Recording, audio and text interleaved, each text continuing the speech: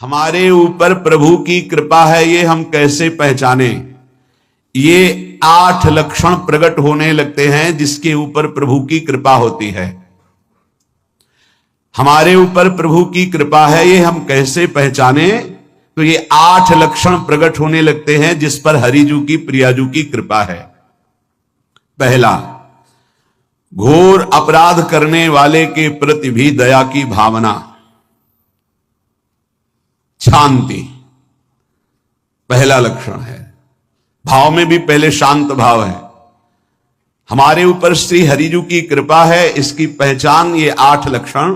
पहला, शांति, अर्थात घोर अपराधी के प्रति भी गुस्सा ना क्षमा करना, यह हरि की कृपा का लक्षण है। देख लो भाई, घोर अपराधी शब्द तो जाने दो, जरा सा प्रतिकूल हो जाए तो लाख समझाओ पर भ्रकुटी तनी रहती है। भला ऐसा है? अपराधी पर भी क्षमा का भाव होना, यह हरि कृपा पात्र में ही होगा, अन्य में नहीं।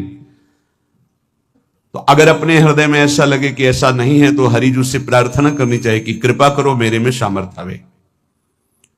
दूसरा, अनुसूया, वो किसी भी के प्रति कभी भी कोई दोष दर्शन ही नहीं करेगा।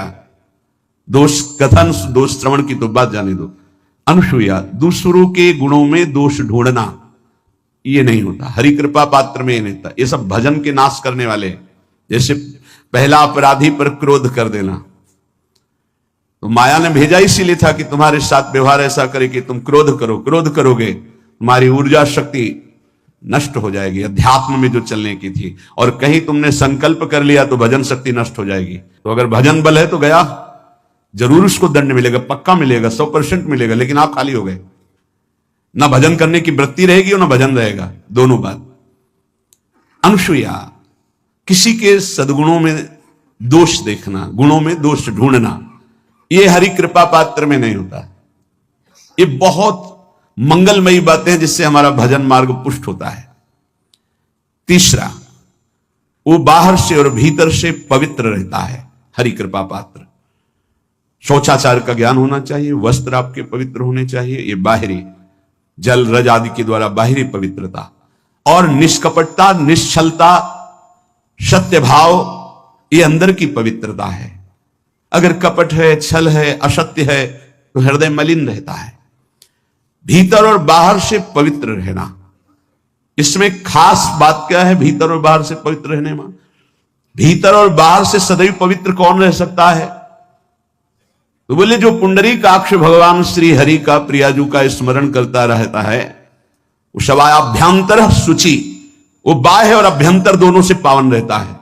तीसरी जो कृपा का लक्षण है, अर्थात वो सदैव भगवत चिंतन परायण, शौचाचार का पालन करने वाला, बाहर और भीतर से हरि कृपा पात्र पवित्र रहता है। चौथा, ऐसे कार्यों का अनुष्ठान न करे जिनमें हमारा भजन छूटता है, जिनमें सत्य छूटता है, जिनमें भगवत भाव छूटता है।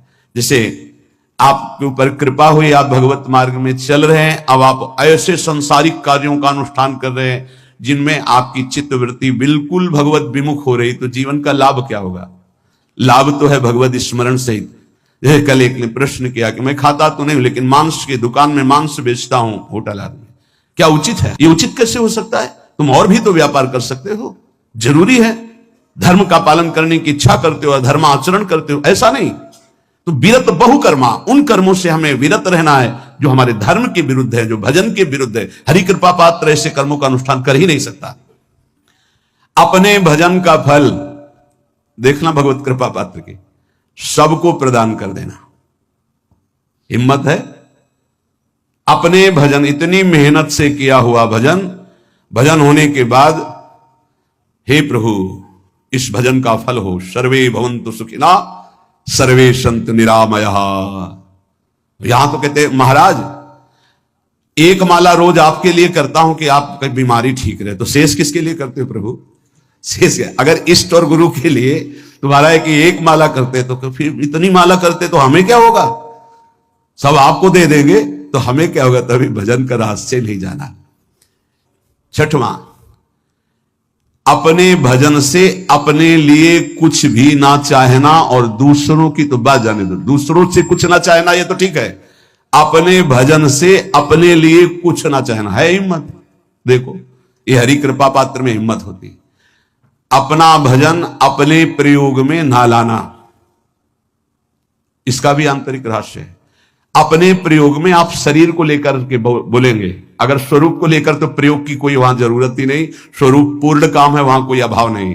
जब आप कोई भाव अपने लिए करेंगे तो देह भाव होगा, देह भाव से किसी विषय की मांग होगी। विषय पूर्ति भजन का फल नहीं होता, भजन का फल होता विषय निवृत्ति। बहुत जोर की बात है, कैसे समझ में आए। अपने भजन का भी फल अपने लिए नहीं, दूसरों से कुछ चाह रखना तो बात ही जाने दो, भजन से भी कोई अन्य सुख की चाह नहीं हुई। क्या चाहिए? भजन ही बनता रहे, भजन का फल भजन बनता रहे, खूब निरंतर जप करते रहे। 7वां, किसी भी मान सम्मान कीर्ति पद प्रतिष्ठा के मिलने पर हृदय का असंतुष्ट हो जाना, यह हरि कृपा पात्र का लक्षण होता है। प्रणाम नमस्कार जय हो तो हृदय में असंतुष्ट हो जाना चाहिए। कोई किंचन मात्र अभिमान न उदय हो जाए। प्रभु बचाओ, ये माया की चकाचौंध से बचा लो नाथ। कौन सा अपराध बन गया कि आपकी जय की जगह यहां हमको ऐसा सुनना पड़े। मान प्रतिष्ठा कीर्ति जिसके लिए बड़े बड़े लालायित रहते, हरि कृपा पात्र को विष की तरह चुभती है। और 8वां, किसी भी प्राणी समुदाय से संबंध ना रखते हुए सब पर दया की भावना, सब पर कृपा की भावना, सब पर करुणा मैत्री पर किसी से ममता नहीं। यह सूत्र बहुत व्यवहार में प्रयोग करने योग्य है। सबसे करुणा और मैत्री पर किसी से ममता नहीं। करुणा तो करी भरत जी ने, मैत्री भी की मृग से, पर ममता रहित नहीं रहे। ममता कर ली तो अगला जन्म हिरण्य का हो गया। ममता नहीं रखनी, निर्ममो निरहंकारा। करुणा मैत्री तो करनी है, जैसे इसमें आदेश है, गीता में जी आदेश है, अद्वेष्टा सर्वभूतान मैत्र करुणा एवच, पर निर्ममो निरहंकारा, ये साधक की चतुरता है। प्राण मात्र पर दया कृपा करुणा मैत्री, पर ममता नहीं।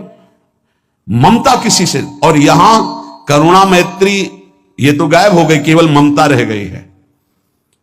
अपने शरीर से ममता, शरीर संबंधियों से ममता, विषय भोगों से ममता, यही जहर है।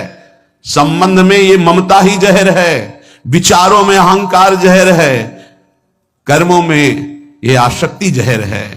इसी जहर को मिटा दे तो जीवन मुक्त महापुरुष कर्म करते हुए, विषय सेवन करते हुए, वार्ता करते हुए, विचार करते हुए, बिल्कुल जहर रहित तो उसका जीवन हो गया। तो ये 8 बातें हरि कृपा पात्र में होती है, इनको बार बार सुनना, हृदय में धारण करना।